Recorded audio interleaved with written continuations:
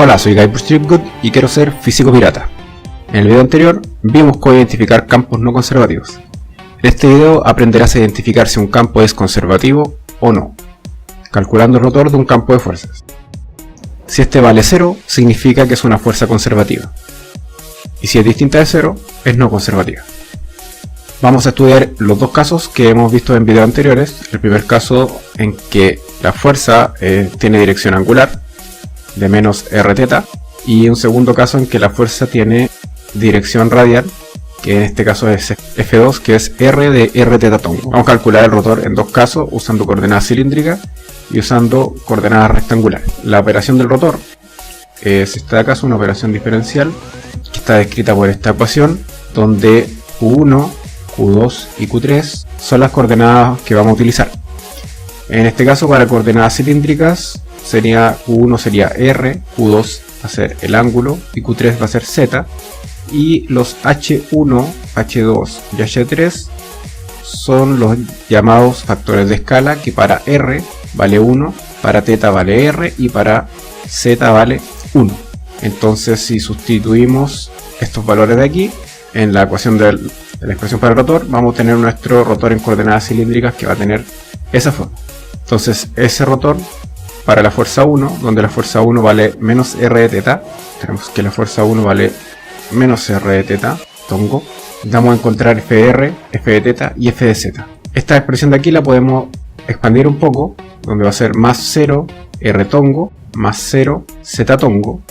Este término de aquí es la componente angular, este de acá va a ser la componente radial y este término de acá va a ser la componente en el eje z.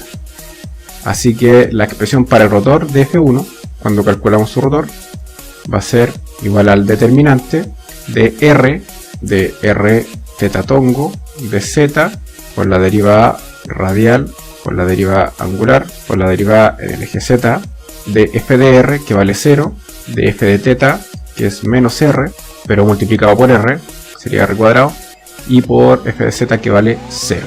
Entonces tenemos que calcular el determinante de esta expresión de acá. ¿Cómo hacemos eso? Bueno, sería este término primero, va a ser r θ multiplicado por el producto cruzado de lo que nos queda, que sería la derivada angular de 0 menos la derivada en z de menos r cuadrado. Ahora, menos eso de ahí, menos r θ tongo por el producto cruzado de lo que nos queda acá, es decir, la derivada de r de 0 menos la derivada de z de 0. Aquí me faltó algo, 1 dividido r más z tongo por el producto de los términos cruzados que nos quedan, que sería la derivada radial de menos r cuadrado menos la derivada angular de 0, y todo eso dividido en 1 sobre r, ¿cierto?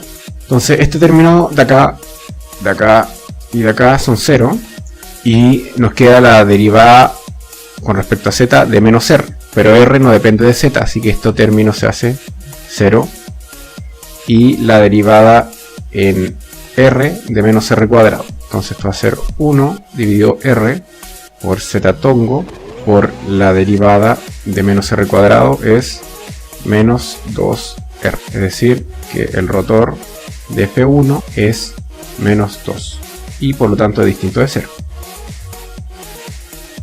Como el rotor es distinto de 0, entonces este campo es no conservativo. Es decir, si yo quiero calcular el trabajo de una trayectoria, el trabajo que efectúe esta fuerza va a depender del camino que yo escoja.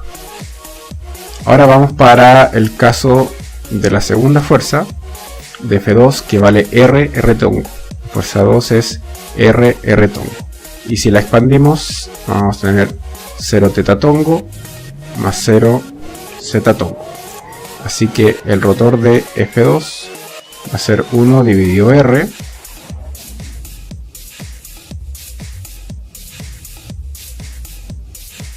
del determinante que nos queda aquí, ¿ya? Y ese determinante va a ser, bueno, R tongo por el cruzado de lo que nos queda aquí adentro, que va a ser 0, naturalmente, menos R teta tongo, la derivada de R con respecto a 0 es 0, menos la derivada de Z con respecto a R es 0, más Z tongo, y aquí lo que nos queda aquí abajo sería la derivada de R con respecto a 0 es 0, y la derivada en el ángulo de R también es 0. Así que obtenemos que esto vale 0, y como el rotor de esa fuerza es 0, entonces esta fuerza es conservativa. Que sea conservativa significa que el trabajo efectuado por la fuerza en una trayectoria depende solamente del punto final y del punto inicial, donde comienza el movimiento.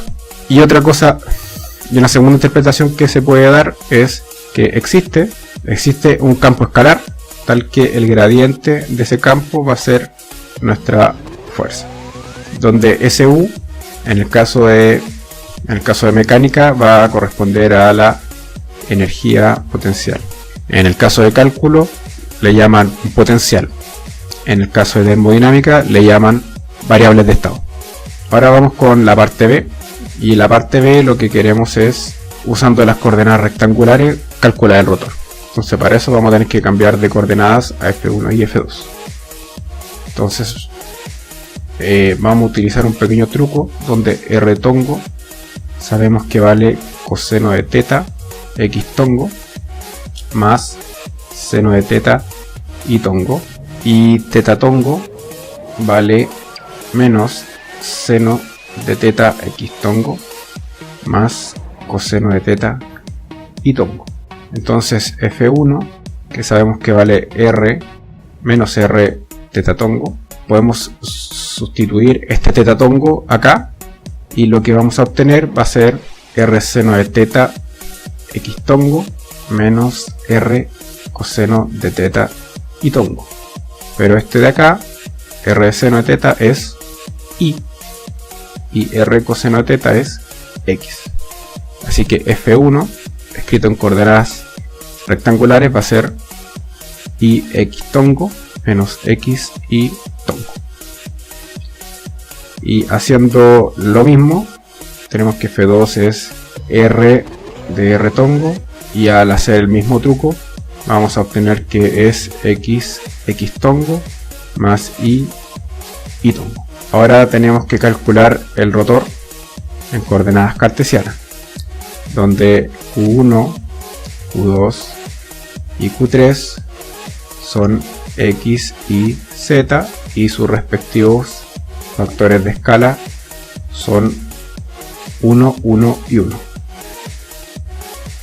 Por lo tanto, el rotor se va a calcular así, haciendo las respectivas sustituciones.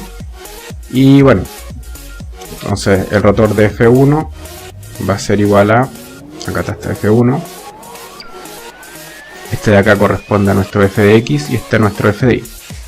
Así que la expresión para el rotor va a ser igual a x tongo, y tongo, z tongo, la derivada en x, la derivada en y, la derivada en z. Nuestro x vale y, nuestro f de y vale menos x, y este vale 0.